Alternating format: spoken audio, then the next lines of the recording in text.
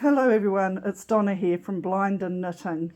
It's been a while and I thought, I haven't actually introduced you to my guide dog Kenzie yet. And so I thought today I would introduce you to Kenzie. This is Kenzie, she's my guide dog, and as you know, I'm legally blind and have a guide dog.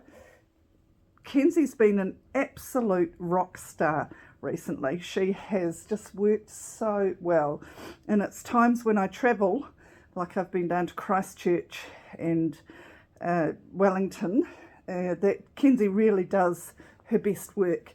When she's home, she's just a guide dog, and of course a Labrador, so she loves the old treats, don't you, girl? Oops.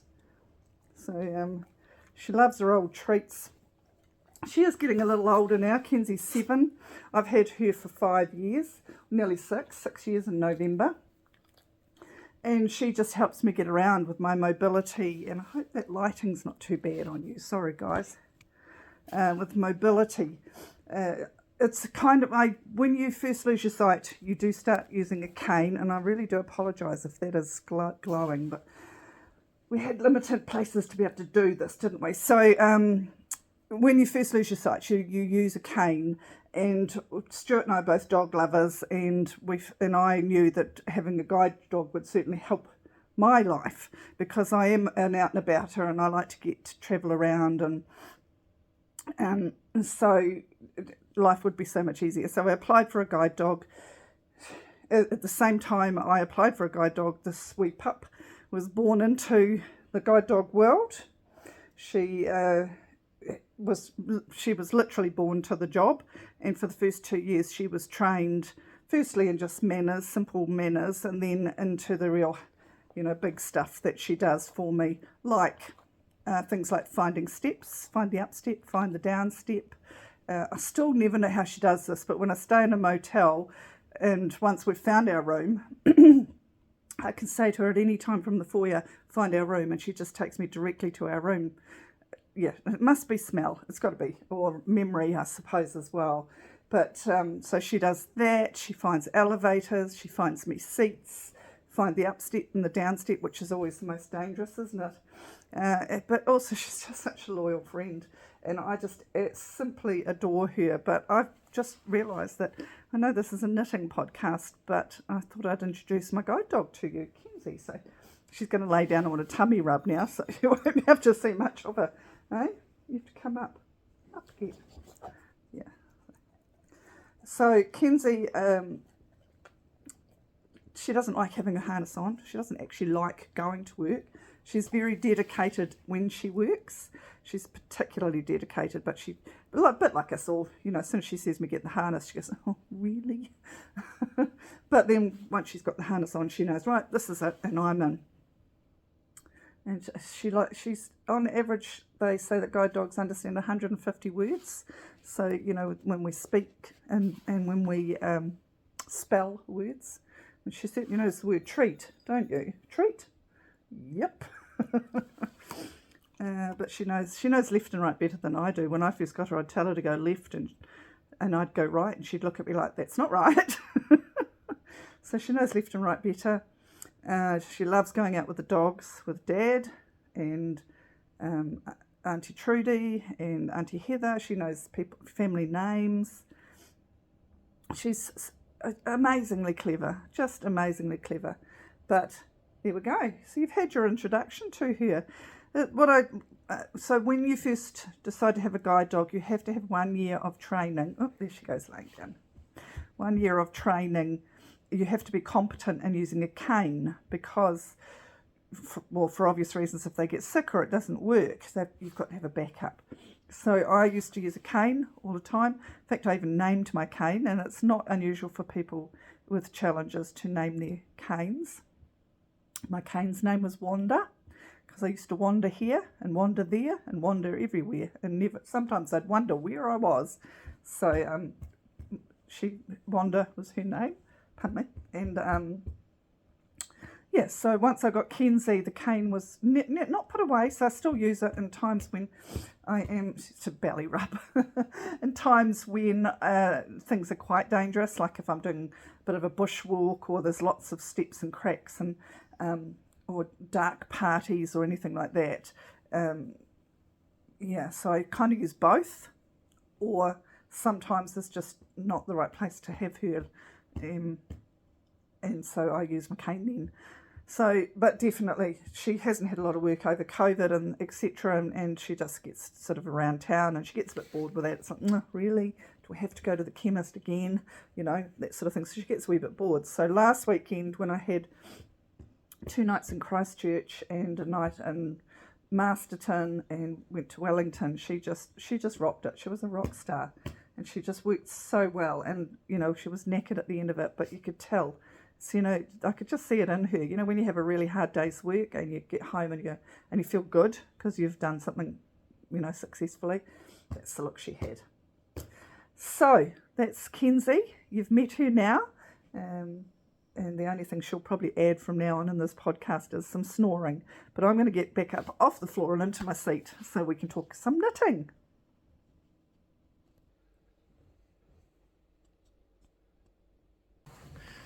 Okay, let's get back to what we were here for, knitting. So again, welcome. It's Donna from Blind and Knitting here. I've given you my little introduction to Kenzie. Excuse the angle of everything there, but it's what it's like with a dog. So today we are going, this is episode 30, and it is, I'll just check what the date is because I've forgotten already, the 9th of July, the 9th of July. What the hell, Anyway, it's 9th of July, episode 30, so welcome to new viewers. I've got some new subscribers, so I hope you enjoy my podcast, and welcome to my followers that have followed me from the past. I've got a lot to talk about today, so hopefully we'll get through it, and if we don't, we don't. But it's been such an exciting time. My world has been filled with knitting over the last few weeks, and I've really had a wonderful time that I just want to fill you in on. So I've got a couple of FOs for you. I've got a new cast on. I've got some acquisitions, and I've got some recommendations of podcasts and books that I've discovered about knitting, which will be interesting. I haven't read them yet, but I'll recommend them. I'll tell you about them anyway. So, and a little project that I've started that I need to finish for something special. So to start, FOs. So I do have 2 FOs today, and if you've been following me, you know I've been working not confidently at all, quite the opposite, on my Birkin. It's a Caitlin Hunter pattern, and I have absolutely loved the pattern, and I'm really looking forward to the finished product, but I have really laboured over this now. So I did a silly thing, and I chose a dark brown and 4-ply, and with my sight challenges, I only have enough sight to just see some of the palm of my hand, and even the side I've got's getting a bit fuzzy. So with my sight challenges, I've just but anyway, I do have finished object. Here we go, and it is 2 dishcloths. You thought I was going to say my Birkin, didn't you? Well, no. I am the great procrastinator, I can tell you that, and we'll talk a bit more about that later. But my finished objects are 2 dishcloths. I have done these in 100% cotton. It was just one that I got from Uncle Bill's in New Zealand. I am in New Zealand. I'm in the middle, sort of lower North Island, which is the top island of our country, and we have a place called Uncle Bill's which just sells cheap, you know, it's a bit like $2 shop stuff, but 100% cotton.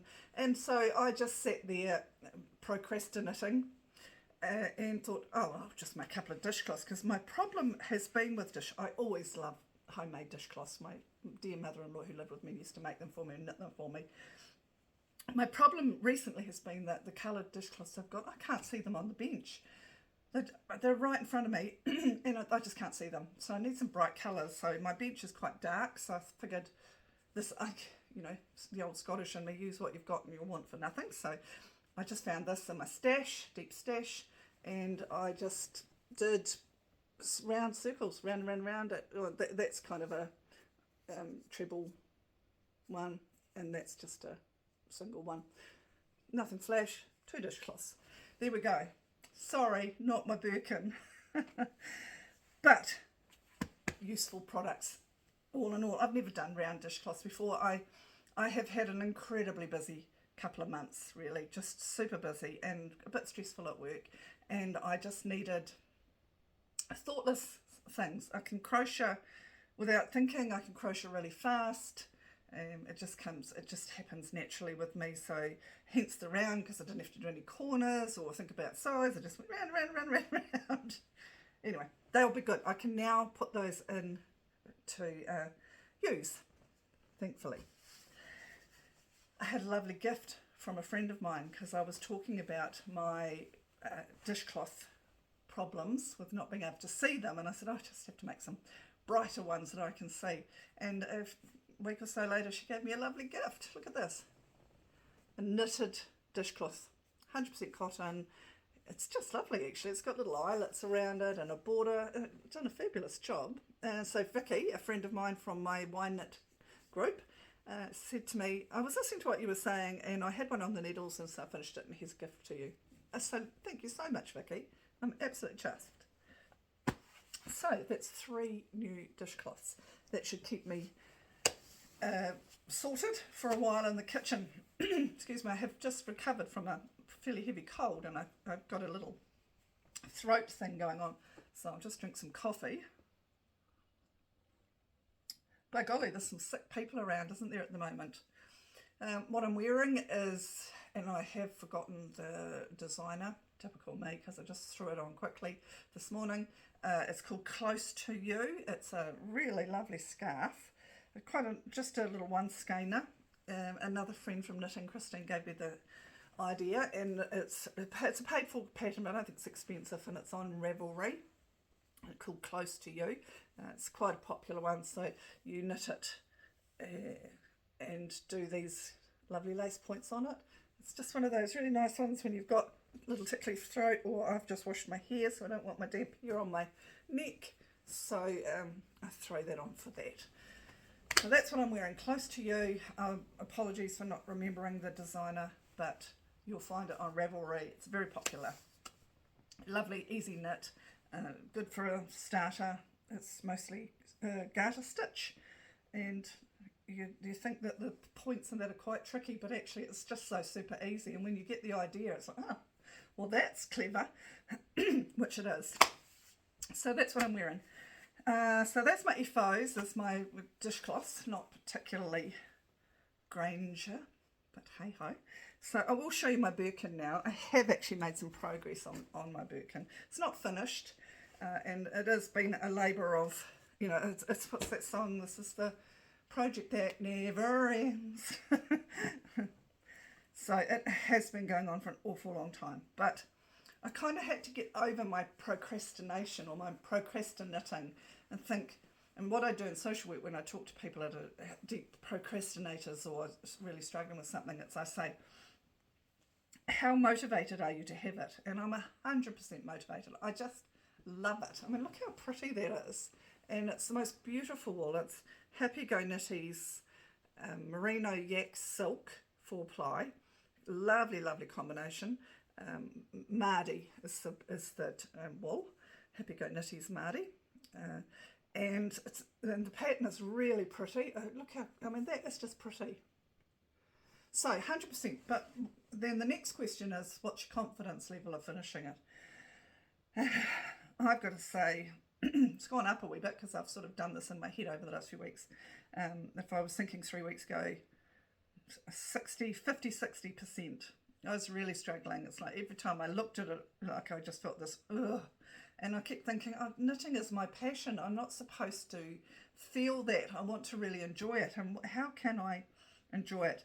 But I had to really think about this, and I thought, well, how do I get myself from 50% up to 100% in confidence? And what do I need to do that? Well, firstly, it's my site challenges. So there's nothing I can do about that. It's a reality. So I think that's something that I've just got to, you know, live with. It's like, well, I do live with it, but you know what I mean? It's like, okay, I can't do anything about my site challenges, but what can I do? So I can really, you know, work with good light. So I have decided that this is not going to be one of my night projects, or I do take it to work because we have fluoro lights at work, which is quite good. But I was taking it to things like my knitting group, and I can't do it. I've got to concentrate even on the plain garter stitch, so I can't do it while I'm knitting because I just drop stitches. Oops, see, it's nearly lost stitches now.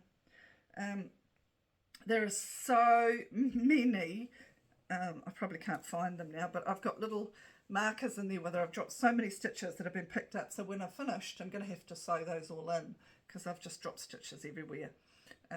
It won't, you won't notice it at the end. I'll know, but you won't notice it at the end. But it's really quite demoralising when you're knitting and you just, oh, I've chopped another stitch. And of course, I really have trouble picking it up. Now, the other thing is, another one of the things that frustrated me is I put the new skein of wool on for the two, because it's indie dyed, so it's a little different, and so it has left a line. But again, it's indie dyed wool, that's something you've just got to get over. So I've kind of got to get past those frustration things. But the things I can do is I can be methodical. So set a time when I know I can see well and do 20 minutes. Don't do 2 or 3 hours. Just do a chunk. And I've been doing that. I'll see there's one here. This is holding 2 stitches that I dropped at the sleeve. So I'm doing that. So I am 3/4 through my first sleeve, which is a heck of a lot more than I was before. It was just sitting there for so long. The other thing that I'm doing is putting a progress keeper in so that I can really keep an idea of my progress, because you knit 4-ply and you can knit and not feel like you've made much progress at all when you really actually have. So put a progress marker in there. That has been helping a lot, because it's like I knit and I think I haven't done anything, and then I look and I go, oh, I've actually done 1.5 inches. So the progress marker has really helped. But it is a matter, I'm at the stage, I don't normally get sleeve island, so I'm not blaming that, although there may be some of that there, but it is more around, I love this, but I am struggling to do it because I keep getting demoralised with my sight challenges. And I'm not unpicking it. Not now, I really want to finish this and be proud of it. So that's where it's at. That's not my finished object. But yeah, procrastinator. So I'll see this one, there's another stitch there. I try really hard not to get about it, and it's like I've really got to sort of say, oh, well, there's a stitch, I'll get that fixed. But what I'm doing is looking at it and going, oh. And maybe it's because I love it so much. I don't know. There's so many mistakes. I get mistakes in knitting. I do with my sight things, and we do as knitters, not just my sight thing, but as a knitter we do make mistakes, and if it's not too bad you just kind of live with it. But what's happening is I'm making mistakes and I'm not seeing them until much later, and yeah, I'm at the stage now where there's no way I'm unpicking it. So yeah, that's my challenge. It's going to be my challenge. What I've learnt from it, that's the next good question. I can't do dark colours. I can do 4-ply on light colours. The other thing I thought I might do is, I've only got Knit Pro needles, I haven't got any others, is I might try getting a pair of something that's a totally different colour, like silver, or yeah, and try a different coloured needle so there's much more contrast, because my Knit Pros are dark. So you're knitting dark wool on dark needles. That's actually a good idea. I hadn't actually come up with that one till now. So I might do that one as well. But it has got to the stage where I want to finish it, so I have to find a way of doing it. And the way of doing it is by being methodical and doing it. When I pick my knitting up, do 10 minutes of this first and then get into my knitting, because it's so easy just to put it aside. There's my pity story. It's not a pity story. I don't want wah. It's a reality. Birkin. So, you've heard so much about the Birkin over these years. I'm so sorry for the ones that have followed me. So obviously I want to knit something that is going to give me some gratification and that I'm going to enjoy. And so I had a cast on party. And I think I told you a few weeks ago that Skeins in Napier had a massive sale, and I like Skeins wool. So I bought 2 packs of Skeins wool. I might take this off, sorry, it's actually getting a bit warm in here with the fire going. I brought 2 packs of Skeins wool, one for a jersey for my partner and one for a jersey for me. So I've cast on mine, not Stuart's yet, but I promised myself I wouldn't have more than 2 jerseys on the go, or it's getting very tempting to have 3. But I've been following a lovely podcast, and the lady's name is Allie. I'll put the link below. And she had a beautiful jersey on called The Grains of Grass, and she'd knitted in a lovely, lovely green colour. And I'm not going for dark colours again. So I had this DK wool. And I should have the pattern here somewhere.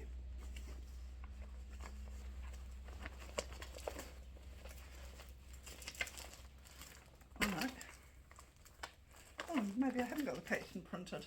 No, because I was going to do this calliope, which I really like, and I still plan to do, but I changed my mind, so I haven't got it printed. That's right, sorry guys.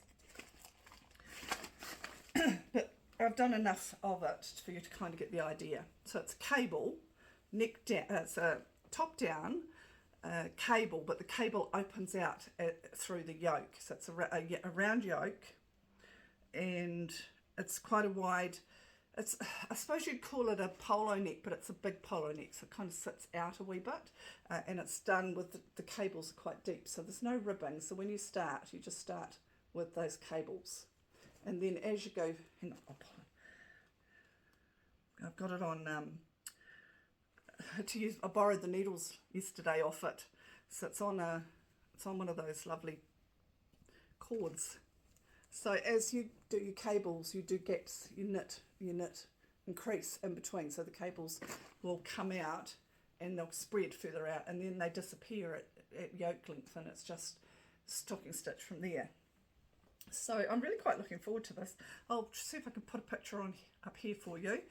Still struggle with the technology with my site, so if it doesn't turn up, I'm sorry, but it is on my Instagram, which is blind and knitting, blind _ and _ knitting is my Instagram.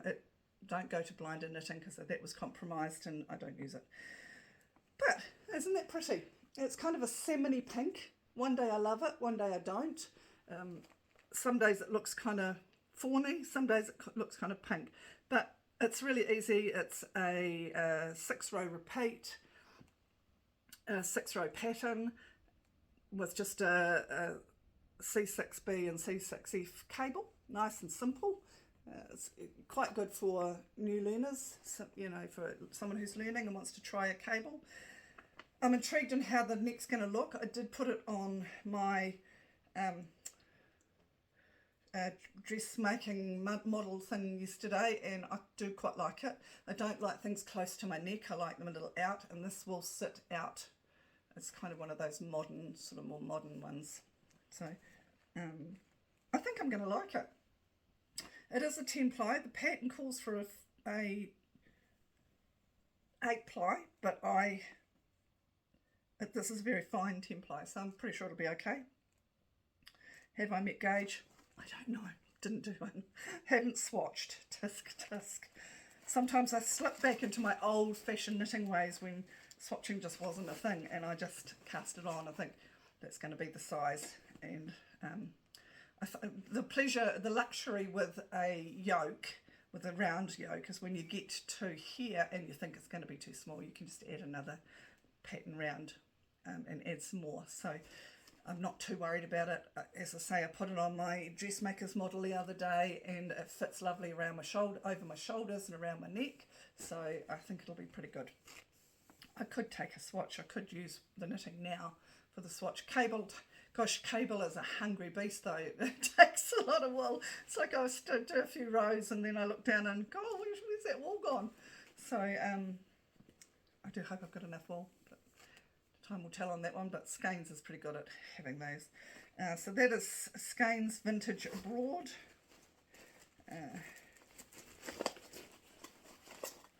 Skeins Vintage Abroad 10 ply. There we go, if you can see that. It's 100% wool, and the colour is, probably not going to be able to read that.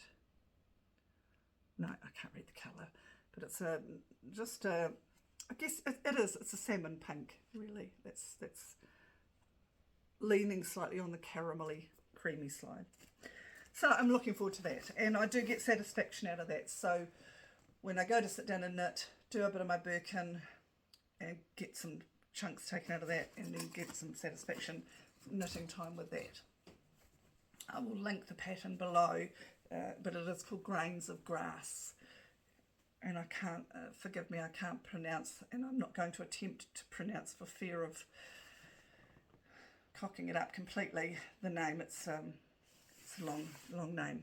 So my other cast on is, and I think I've told you about this, that I'm a Rotarian.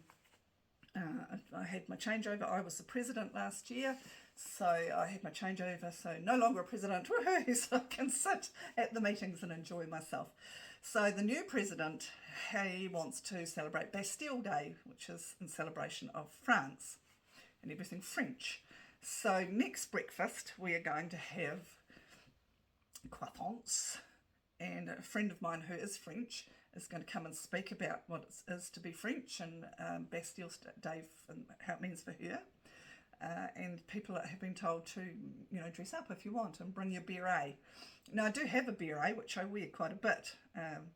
It's a tiger skin one, leopard skin one, but it's quite a cool hat, and it's really nice in the winter. I like berets. I'm not a beanie person. It kind of pulls me down flat. So, but I thought, oh, I'll whip one up because I've always wanted to knit a beret, never knitted one. So I started. I had some, you know, again, Scottish me, use what you've got and you want for nothing. So this is my alpaca wool that I knit my petite knits vest out of. I've forgotten what it's called now, but it's a petite knits one, and it's 100% alpaca. It's like butter. I absolutely love it. But I had quite a bit left over, so I thought, well, I'll use that. I do know with alpaca it stretches though, and it does loosen, and I thought, well, that's a bit of a risk on a hat. So I also had left over this faux mohair, which is fake mohair. I love mohair on things, but I can't have mohair around me because it's just, yeah, I've got a mohair in my scarf. Scarves are okay because I can wear something under it, but so I brought this from from Spotlight in New Zealand, and it's a fake mohair, and it's super soft. Now those two don't particularly go together, but they are knitting up quite nicely. So I found a pattern, and it's a free pattern.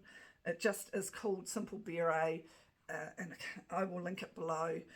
Excuse me. But I have started, so I have done the band, and I am now up to the part where, so I've increased, and I'm now up to the part where I start decreasing to make the flat round top. You can see it's circular. So I'm quite enjoying that. It's the colour hasn't changed much from the alpaca wool, which is nice, and the softness of the alpaca, but I'm hoping that the nylon will give it some strength. So that it doesn't give and get all floppy, but if it does, I'll just run some shirring elastic through it. I don't wear hats very often, to be honest. We just don't have the climate in New Zealand. I'm in the North Island, as I said before, and it gets cold, but it doesn't, you know, I'm yeah, not cold enough to put a hat on. So it's quite handy to have a hat in the drawer. Trouble is, when you need it, you forget it because you're not used to wearing them. So I think that'll be quite cute. I'm hoping to get that done tonight, because I want to wear it on Thursday, and I'll do a little crocheted little, you know, loop thing, how they have in the middle of their beret. If I get it done quite quickly, I could even whip one up for my friend as a gift. I won't promise that because, you know what knitting's like. You want to enjoy it. You don't want to put pressure on yourself.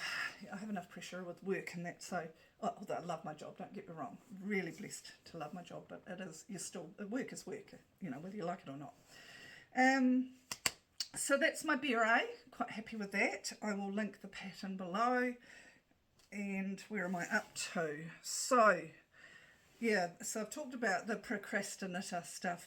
It's funny because my girlfriends used to nickname me, I had two nicknames. One was Duvet Donna, Doona, because I was a sleeping bag, you know. I used to party a bit, and Sundays were always just sleep-ins and long sleeps, and so I got the nickname Doona. And but I also, my girlfriends often used to call me Teflon Donna because things don't stick, like procrastinator. So you know, I often just didn't finish things because I tend to be one of these ones that has a gazillion craft things on the go, and when you do, with the risk of doing that is you don't actually finish one thing. I've got better at finishing. I was quite good when I had babies because you kind of needed the woolens when I did all the knits for my babies. In the 80s, when the kids grew up, they didn't like knits anyway. I did a lot of sewing for them, so you know, I was probably more heavily into sewing when they were in those pre-teenagers, or teenagers and knits and sewing. No, they just don't go together. So I didn't do a lot then. Aaron's. I used to love Aaron jerseys, so I knit a lot of Aaron jerseys over that period. And then when I started losing my sight, I lost confidence, and I've talked about this in the past. And I started talking with some friends of mine, and we started talking about circular knitting and top-down knitting, and it was a revelation, really. It just really opened my world up to knitting again, and so I've become obsessed again. I used to sit, my dear mother-in-law, who was 91, used to sit over there, and we used to sit and knit and watch Cairo together. But it was your typical sew up, you know, your pieces, your garments in the piece, and sewing them up. I am really enjoying. I don't think June would have ever coped with top downs, and she just would have stuck to her one. But yeah, I'm loving the refreshing new concepts and ways, and what it has done is made me want to learn more and more. Which brings me to, we as a group, our Y group, WAI, which is short for Wairarapa, which is the region we live in, Y Knit, so we call ourselves Y Knit, which is quite pun really, it's quite good. We have talked a lot about a retreat and having a retreat, because we go to one up north and I thoroughly enjoy it. And we've got the Golden Shears down here, which is a international sheep shearing competitions. We're a very rural farming based place, and it just seemed a really logical place to have one. So we've talked about it quite a bit and we've bantered it around, but none of us have ever really got serious about it. But so I took the lead, really. Sorry guys if I stood on toes. I hope I didn't, but I just thought, right, I'm just gonna run one. I had run a retreat for my day job before, and I had all the framework there, so I just slotted all into that framework. So a lot of the work was pre-done. I run it under my business, so that it was sponsored by Motuoru Development, which is my business. We got a grant from Marsden District Council for Creative Communities grant, which was a small grant, but nonetheless it helped, and everybody paid for their workshops. So we kept the cost as minimal as possible. It cost, on average, depending on how many workshops and if you wanted to come for dinner and that together, it cost on average around $110 to $130 each. So we had enough money to think about how we could add a bit of boom to the workshop, a bit of difference. And so we talked to somebody, I think it might have been Sandy from Wine, one of my friends from there, said something about bringing Lisa from Unwind and Knit up, and I thought, oh, that's a good idea. So I worked out the budget and we could do it. So I contacted Lisa, who's a podcaster in New Zealand. She is from Christchurch, and she has a podcast called Unwind and Knit with Me. She also has a wool shop as part of that, an online wool shop, and some at home, so you can visit her home as well. So I contacted Lisa and I said, hey, how do you feel about a couple of nights up in the Wairarapa and come and join our knit retreat? And she tentatively was like, you know, but I knew she'd be fabulous. And so we brought Lisa up, and so she came and joined us, which was wonderful, having someone from a different, you know, island, and with new and different ideas and fresh ideas come and join. And so we worked out our workshops. We had, so Lisa took one on provisional cast-ons. We had one of our wonderful ladies from Wooilng, Christine, did one on socks and know your numbers and find your mojo in socks. I took one on stress management using knitting, so stress management around knitting. Excuse me. We had yoga for knitters. We had, I also took one on style and know your colours. And then we had 2 museum visits, which was Come Sew With Me, which is a working, vintage sewing machine working museum. Fabulous place. And the Wool Shed, which is a museum around wool and shearing and the golden shears and shearing, etc., which is also fabulous.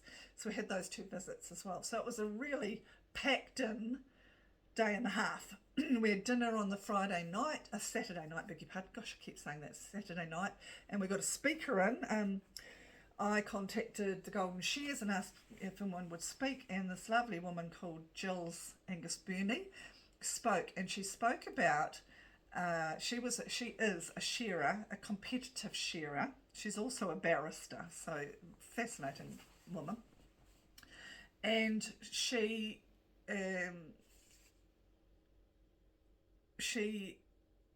in 2008, and sorry, I get my head around what I'm trying to say.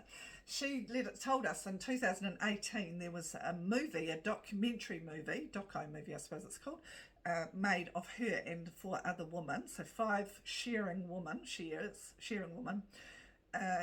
and I'd never seen it, and I thought, well, my partner's a farmer, and you know, I'm in that world, and it's amazing. I'd never heard of it, so I've tried looking for it. I've had trouble, but I've linked it below. I've linked the information below for you to have a look at this movie called She Shears, so SHEARS, and it's about these 5 women in their competitive world and shearing, particularly in a very masculine sort of world.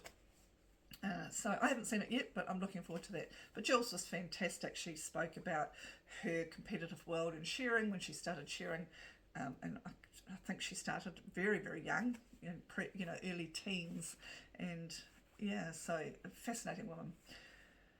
Interesting movie that I'm looking forward to seeing. She has offered to come back and show the movie to our Y Knit group one time when we get together. So if you're watching this, guys, be prepared. We'll get Jules in and we'll watch the movie together. So that was the knitting retreat. It was just what's gone. We put it on the back of Capital Fibre Fest, which is in Upper Hutt in Wellington, which is our capital city in New Zealand. And they had a big fibre festival, and we went to that. I've never actually been to a massive fibre festival like that, so it was a first for me. Thoroughly enjoyed it. Spent some money, so I'll show you my acquisitions now. We'll get on to acquisitions.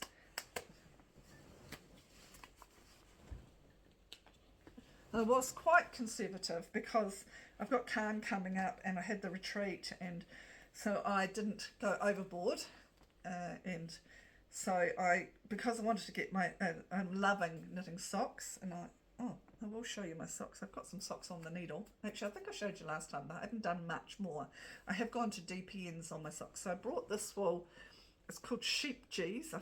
I'm not sure how you say it. Zsqw Downtown. And it's a lovely, lovely wool. It'll be interesting to see how that knits up. That's the label there. And I can't read it, so I don't know, but I'm assuming it feels super soft, so it's definitely a lovely wool and nylon, but it wasn't expensive. That was just I like it, and I got it to make socks. So that was my first purchase. My second purchase was this Mama Wooilng. Mama Wooilng, and oh gosh, I love it, love it. And I bought 3, so I'm thinking a nice cardigan for summer or spring. It's indie dyed, it's cream, and it's got bits of pink and some apricot, and it's got some speckles in there as well. There's a little bit of purple, mauve, apricot. Yeah. Oh, it's just very much me. So that I think will be a nice, it's a full ply. No, it's not, it's a DK. She had it in full ply as well, and I got DK. Again, thinking of my eyes. Yeah. Mama Wooilng. Really happy with that. So that's all I brought. Nice and simple. Kept it to a minimum. I had, as you probably know, I've bought some just recently online. I bought from Lisa's shop, Unwind and Knit with Me, and where else did I buy from? Lisa's and Strawberry Patches, Mariana. So I have got some there. I've got plenty of projects ahead of me. I don't want to overwhelm myself with lots of wool. It's never been my thing. I understand the stash thing and having massive piles of wool, and I've always got massive piles of wool, but I tend to keep it hidden. So I've got some nice projects ahead, but I really want to concentrate on finishing the Birkin, doing my grasses, grains of grass. I want to knit anchor, my boyfriend's anchor for Stuart. I've got an anchor for myself. I absolutely love it, and I'm going to knit him the anchors pattern, my boyfriend's anchor. So those are what I'm going to be doing in the near future. And my socks, I don't know if I was going to show you where I was at with my socks, but I'm not actually sure if I've got them here to show you. No, that's my $200 cuff, my Stephen West socks. I will do those. I will. I'm determined to. I see he's got a mystery knit-along started a couple of days ago. So I hope if you're doing it that you're having fun and learning something, because I think with Stephen West stuff you always do. Let me check my notes. See where I'm at. Kenzie the star, she was. Just jumping back into Kenzie conversation. She does have a Facebook page, so you can follow her on Facebook. It's called Kenzie the Guide Dog, Kenzie. And so I've done quite a lot of travel with her over the years, like conferences and things, and often going over to Australia, which has been a bit of a bloody nightmare. And I'm fighting with the government with another lovely lady who's got a guide dog as well, Mr. Darcy. How's that for a name for a guide dog? To try and make it more simplified to get over to Australia with your guide dogs. Anyway, that's another story, and I think I've talked about that. But I went down to Christchurch. I'm the chairperson of our local governance board for CCS Disability Action, what used to be Crippled Children's Society. It's now CCS Disability Action. So I'm the chairperson here, and once a year they have a regional governance meeting down in Christchurch. So I went down to this governance meeting in Christchurch. Now it's the first motel ever where I walked into the motel bedroom and there was a big bed for Kenzie, a fluffy bed, a mat with a water bowl and a food dish, and it had a bag of treats in it and a roll-up bag of poo bags. It warms my heart to feel so comfortable having my guide dog there. I mean, and then I come back to Marston and stay the night in a Marston motel, and I'm not being critical of them because this is the first time I've ever been to a motel and had beds and things, so it's not unusual to not have anything in there. And I sleep on a towel, because I can't carry a bed around, but hard on public transport. But if you're ever in a motel, just let them know, hey, why don't you get a bed for people with service dogs? And just, it can't be much. How many times would they have a dog? 3-4 times a year. So one bed, couple of bowls and some poo bags. It's a few bucks, and throw them in the storage cupboard. It just made me feel so welcome. And this is that accessibility thing. When you have a guide dog or a disability or some special needs when you're travelling, if you're not catered for, you don't feel comfortable and you feel very awkward and not sure of what you should be doing. So by them providing me with the bed and the bowls, normally I run down to the kitchen or ring the kitchen and say, have you got an old ice cream container I can use for a bowl? I usually tend to take one with me when I travel, but I have often been stuck without anything and had to sort of see if they've got an ice cream container down in the thing. But I just, I was able to be totally relaxed in that motel. And so the motel, I will name them because I was so impressed, the Zsqw Airport Motel in Christchurch. It was, and I think it's a new thing for them. That's an assumption, because it was the CCS Disability Action Regional governance meeting, so there were a considerable amount of wheelchairs. I was the only one with a service dog, but there were a lot of wheelchair users and people with different abilities. And so they obviously knew that accessibility was one of those things that we were going to need. But 10 out of 10, guys. You rocked. And it just made me feel so comfortable. If you work in a motel, if you have friends that work in motels, let them know. It can't take much to buy Uncle Bill's have them for $30. Buy a bed, a couple of bowls and some bags of poo bags, and just make me feel relaxed. Not me, I mean me as in us people with service dogs, and I think we'll see more of that, people travelling, if that's the case. Accessibility, critical. It's the same when, some of them were wheelchair users, and they had the jug in the motels, the quintessential sort of the jug and in that little cube bench thing, and the teacups up there. Well, now, how are you going to reach that when you are in a wheelchair or have a different ability? I don't know whether they put them down because they knew people were, they specifically put dog bed in mine. Maybe they've put the cups down in the others, so I don't know. But it's simple things like that. And somebody at that thing made a comment which I thought was so true. It's like, if you make the world accessible to people with different abilities, then you make the world accessible to everyone. And it's so true. So that was my journey down to Christchurch and my little rant to you about accessibility. If you know anyone that manages a motel or a hotel, get them a dog bed from the op shop. Knitting retreat, Christchurch, changeover, Zsqw.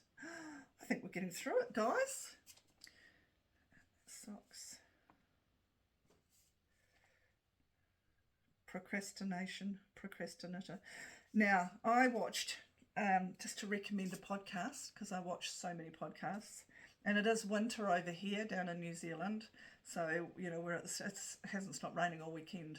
It's actually been, for a knitter, it's been lovely, because I've just been able to sit and knit and watch the rain, which is, I love. The fire going, happy. But Stuart's a farmer and he's gone out to move stock, so it's not great for him. But that's his job. So I've been watching a lot of podcasts. Now, one popped up this morning. I was just laying in bed watching podcasts, and I just kept pushing the next one when I got tired of one, and I'd push the next one. So I would get this mixture of ones that I hadn't ever watched before. And this lovely one popped up, and her name was Lisa. No, it wasn't. I can't remember her name. But the podcast is called The Pine Cottage, P-I-N-E. The Pine Cottage, and she was talking about some books that she'd been reading, and so I've been on the hunt for these in my Playbook Google Play thing. So she was reading a book by Anna Hood, H-O-O-D, the link is below, who has written a book called Knitting Yarns, and it's all sorts of yarn tales of knitting. Now, I tried to get it in audio and I haven't been able to find it, but I'm sure you can get it. I have linked the place to get it below. But this Anna Hood has also written a New Zealand novel about a young woman that inherits a knitting shop in Napier, I think, in New Zealand. So it's a Kiwi book. And there's a murder a couple of shops down, and so this is what this novel is all about. And I'm going to find it because I think that sounds really quite cool. If I can't, I can sit and read knitting books at the same time as I'm knitting, which kind of appeals. But while I was looking for these two books, this book that the Pine Cottage lovely young woman had recommended, it's a really good podcast. So very gentle voice, great knitting. I recommend it. I can't remember her name, my apologies. But so while I was looking for this book, I googled knitting in the search, and I came up with two books that I've already bought. I've bought them and I'll read them.